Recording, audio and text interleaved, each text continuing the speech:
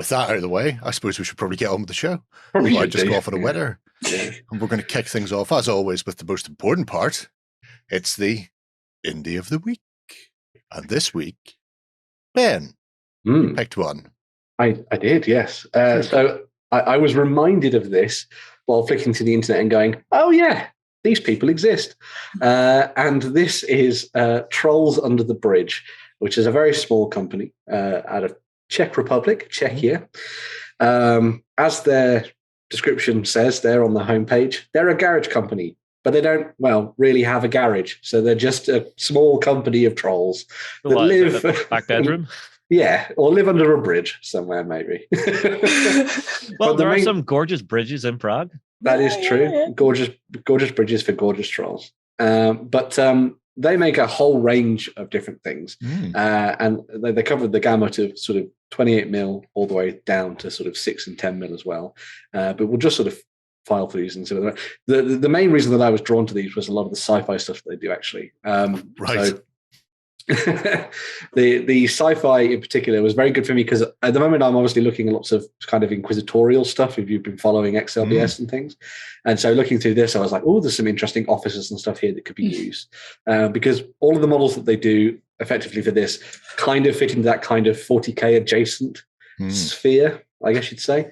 So you could use them as alternative commanders in Imperial Guard, Astra Militarum forces, use them as part of sort of retinues and everything like that for different smaller skirmish games as well. You're fired. That's all I can say. That's Alan Sugar in the Grim Dark Future. It's a beautiful hat. Although in that version of The Apprentice, the commissar just shoots you. So Karen whips out a bolt gun. That makes sense. Yeah.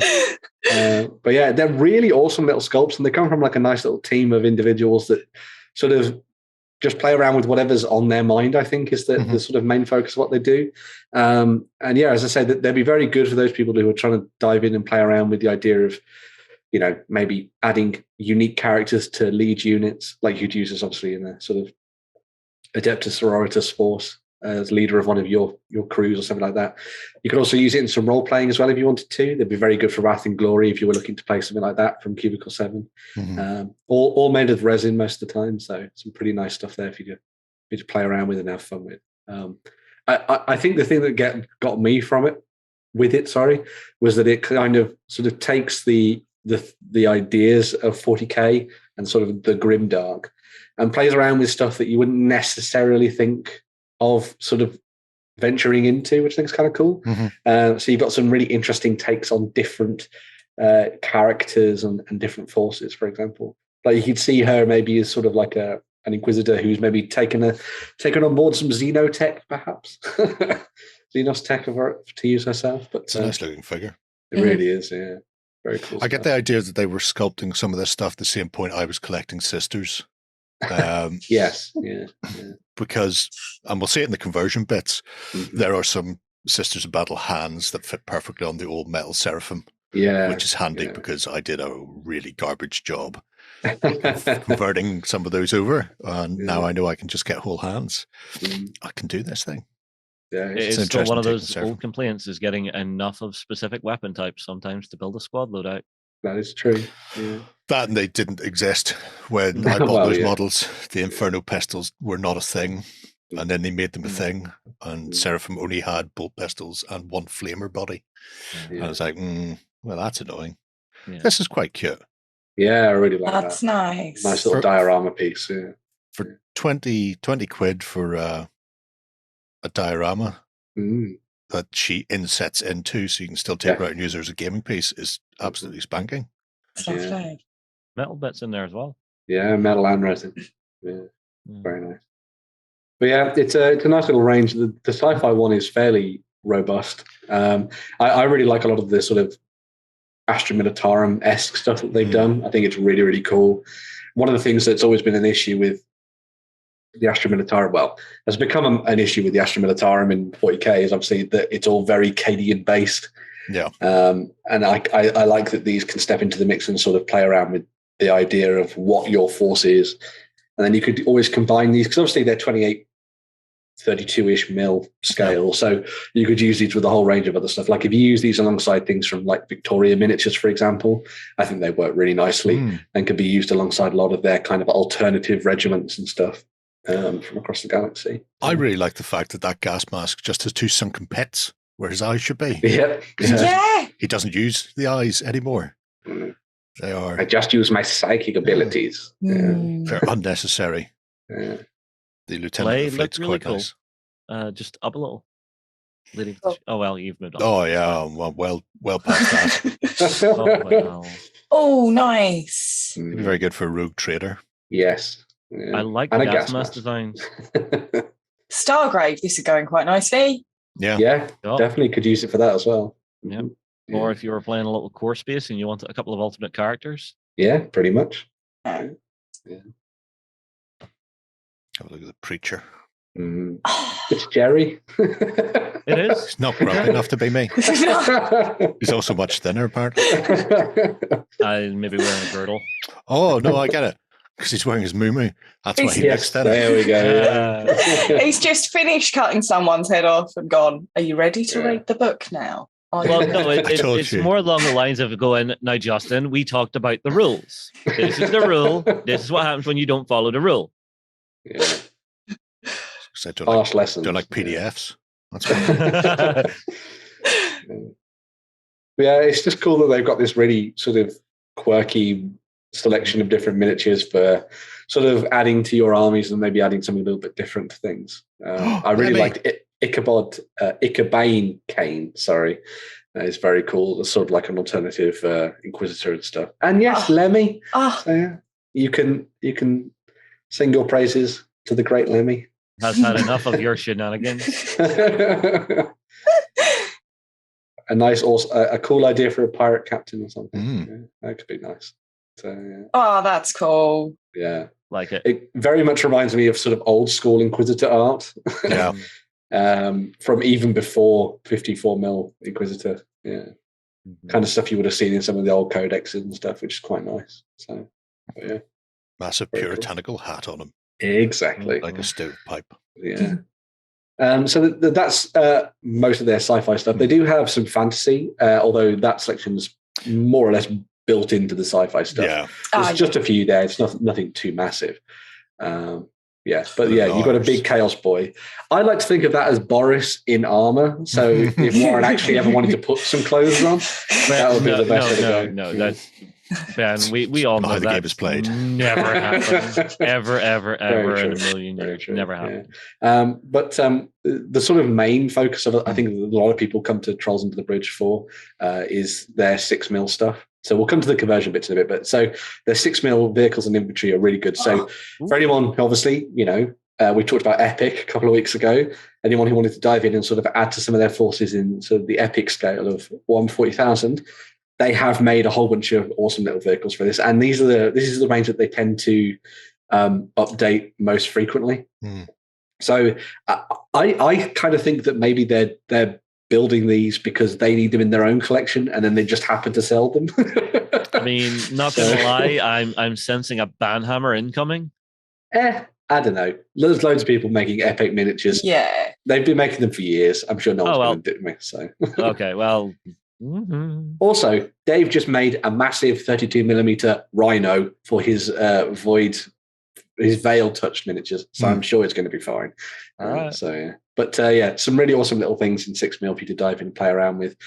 Sort of looking back at that kind of the classic silhouette of a lot of these vehicles, as opposed to the one now that you get, which has the kind of the hovering quality to them as well. There's no tracks. You need tracks. You need tracks on big tanks. Where we are going. We don't need tracks. How dare they're really nice. But yeah, they're really nice. Come with different weapon options and everything as well, which is cool. So. With the likes of Lazy Forger doing their game. Yes, yeah. Could translate. So even if you can't get your hands on Epic, or if you want to play a bigger game than Epic, this could be a lot of fun. Yes.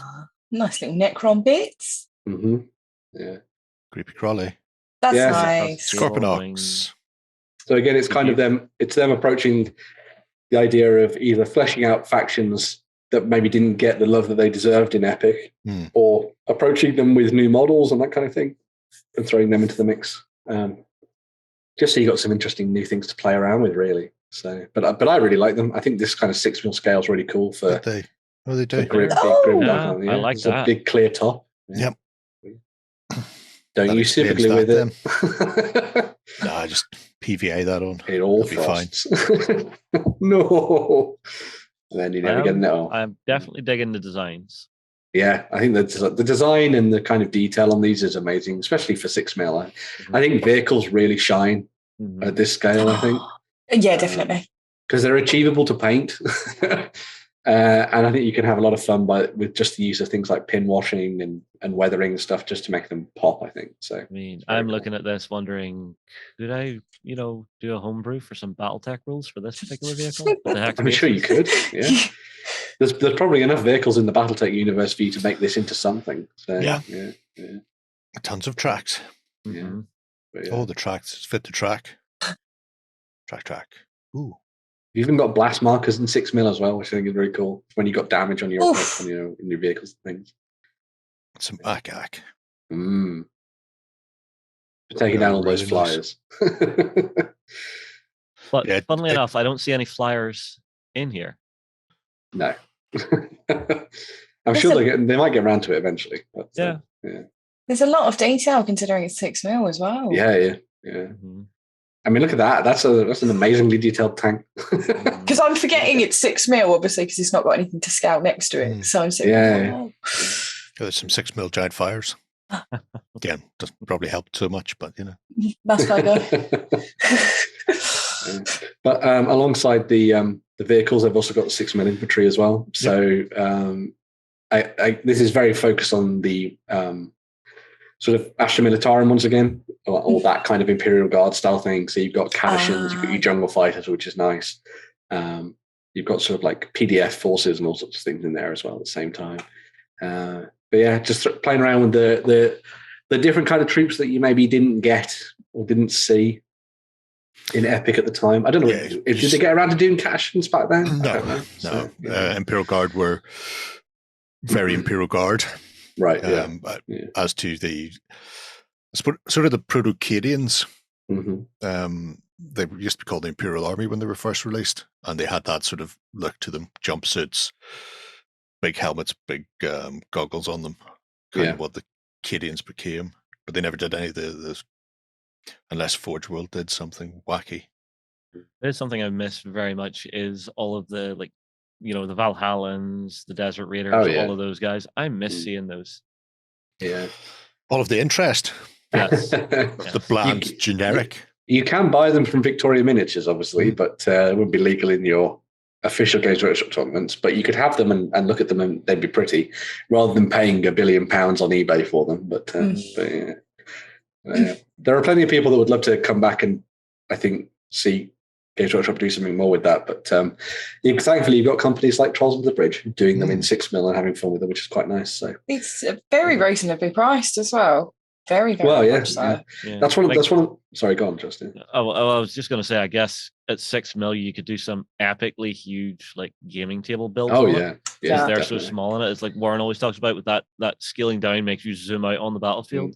Well, that's one of the interesting things about, I think, the world of 40K is that they go on about the fact that there's war happening all the time, and yet you only, in many cases, play out skirmishes between smaller forces on very cramped boards.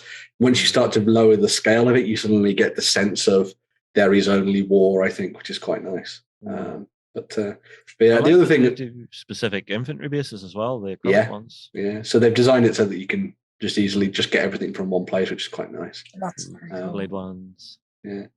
But I think the nice thing about 6mm, as you were saying, Justin, is the kind of the sense that you can do, epic. You can make things pop, and it means that when it comes to storing and playing with all this stuff, it's a lot easier than trying to store a 28mm army. I've been currently trying to work out a way to put my Ianden force somewhere, and I was like, maybe I'll just put him in a bag. The movement trays do not want. So, as someone on Twitter said, the carry case that Games Workshop don't want you to know, and it was just a Tesco bag with some super glue. Yeah. All right. Chuck them in there, I'm sure they'll be fine. They all go in with either cotton wool or kitchen roll, and then you bring your super glue with you to repair them when you reach the store. Although one of the nice things about doing something like Epic is you could put these in a biscuit tin. Yeah, and you're right. if you really wanted to, you could just magnetize the bases and just have them all magnetized to the inside of your biscuit tin, and they'd be great. So yeah. That's clever. That's good. Like it. Do they ship to the UK then? Trolls onto the bridge? I would imagine so. They're a European company, so you might get some import tax. Is Czech part of the EU? I don't think Czech's part of the EU. Well, it is. Yeah. Okay. Yeah. Don't ever ask me. I don't know anymore. I never know the answer to these questions. Where is this place? I remember going there, and they didn't use the euro. You don't have to. You know how the UK was in the EU for 40 odd years and didn't use the euro? No, you don't have to use the euro. Okay, I'm maybe being dumb. Sorry, folks. I'm sure someone will correct us in the comments. But they should ship anywhere pretty much, which is quite nice. They've got post offices. Yeah. As well as doing the 6mm sci-fi stuff, they've also got 6mm in fantasy. So, as a lot of people have been doing, 10mm in fantasy.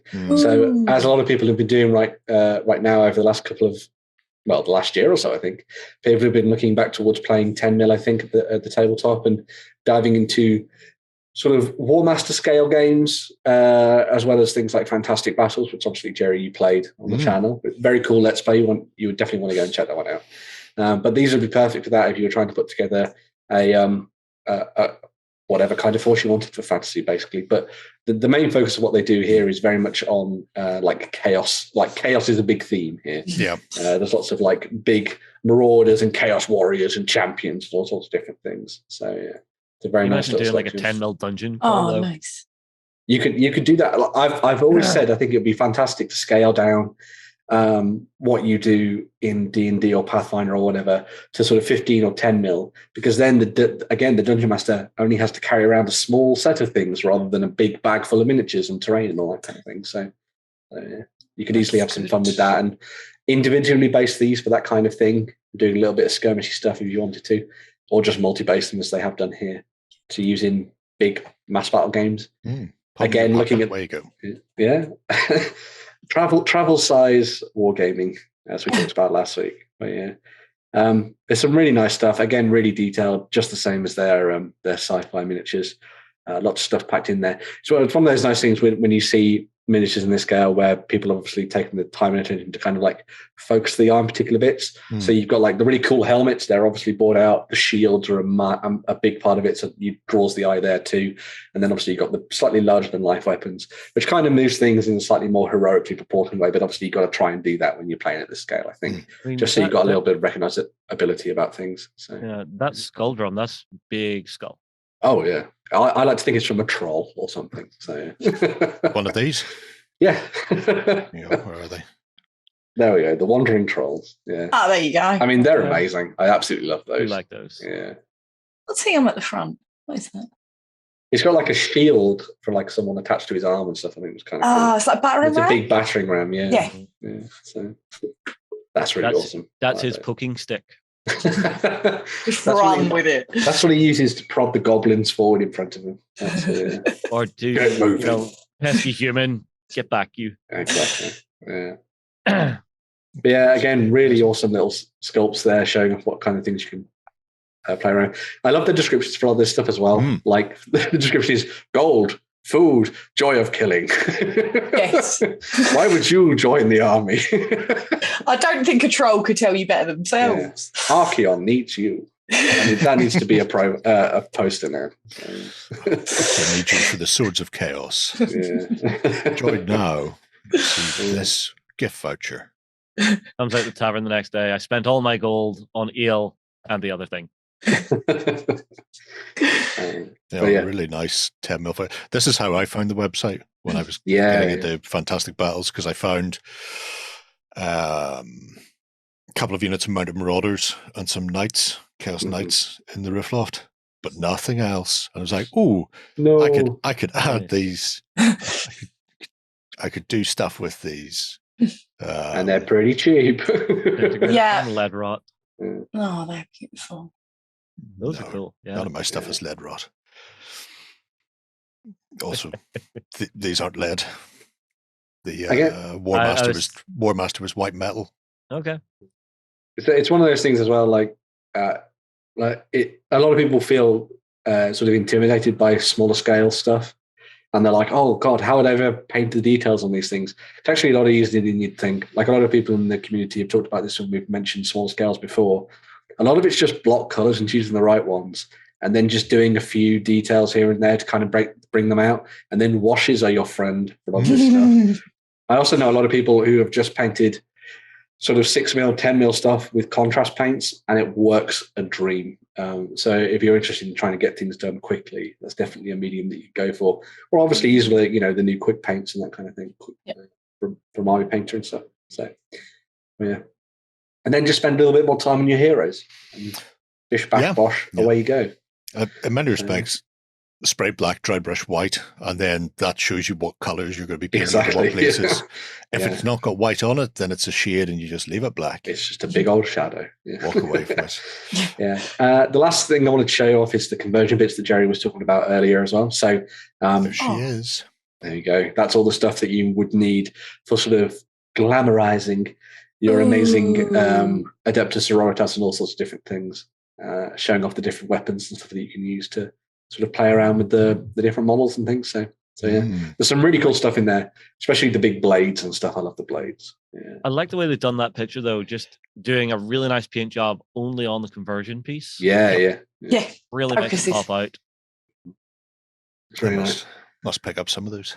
Yeah, it's great for those people that maybe have those slightly older armies, I think, because Jerry's doing a Lloyd this week. Am I going to have to blur out your credit card details? No, it's gone. It's gone, Justin. We're safe. It's in the card, so I won't forget it. No. There are like 4 pages of this stuff. Wing to SAR pieces. We need to show these to Lloyd because he's doing deathcore now. Oh, that'll really annoy him. You can make them hussars now. And paint them brightly coloured feathers like a parakeet. You're sending it to him right now, Jerry? Oh yeah, I sent him. Really annoy him.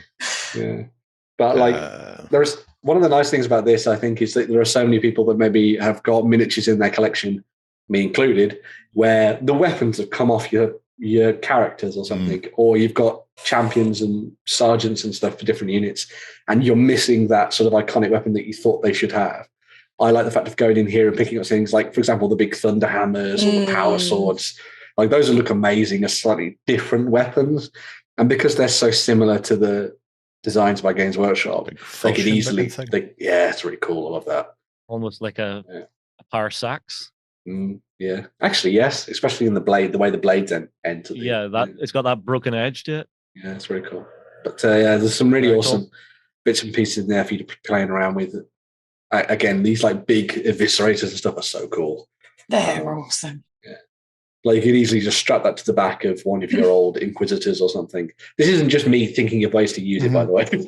Oh, no, not at all. But they sell kite shields. Oh, definitely Lloyd.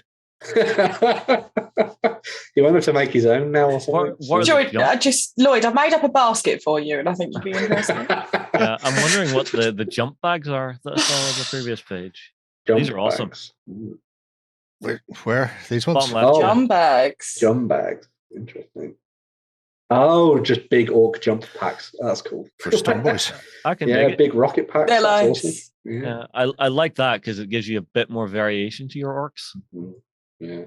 Very nice. I'd like to paint those with firework. Yeah. I love the one on the right. It's literally just a jerry can with 2 rockets on it. That's fabulous. This will work. Oh, it'd be great if you could literally do this as scrap cans, scrap old food cans, just plastered together. Paint it like a Campbell's soup tin. Mm-hmm. I was hearing a bit more about orcs and stuff in some videos I was watching this week, and they were saying, there's a whole thing of like orc guns don't actually work; they will them to work. And there's stories of Imperial Guardsmen picking up orc guns and trying to fire them, and then just falling apart in their hands. And I was like, that's great. Orcs just make things work through psychic energy. It's really cool. But there's the main focus is very much sisters in this, but there's loads of other bits and pieces in there. If you have fun, I think it's what you said. It's the stuff they want to do, for themselves, and then I've gone to all the hassle of having sculpted this, so now I can pass that saving on to you. Yeah. The head conversions are lovely if you want a bit more variation in your sisters of battle, because they all normally have like that little bob cut. So a nice bit of variation. Yeah, you're right. Always good. More gas mask. Yeah. Fascinating stuff. So there we have it. Trolls. Not under a bridge or in a garage. Just lurking out there. Yeah, it's just lurking trolls. Just lurking trolls with a whole host of things for pretty much every gamer. Whatever you fancy playing skill-wise or genre, they've got a bit of everything, and definitely worth having a wee look-see, seeing what you can turf up, and also what I can make Lloyd buy. That's key. I saw 4 items in the cart, Jerry, so make him buy, make him cry. Right, folks, we're going to take a quick switch. When we come back, we'll be jumping into the news. Go ahead and check out our other content on screen now. And while you're at it, why not hit subscribe and remember to ding our dong. Go on, you know you want to click it. Go on.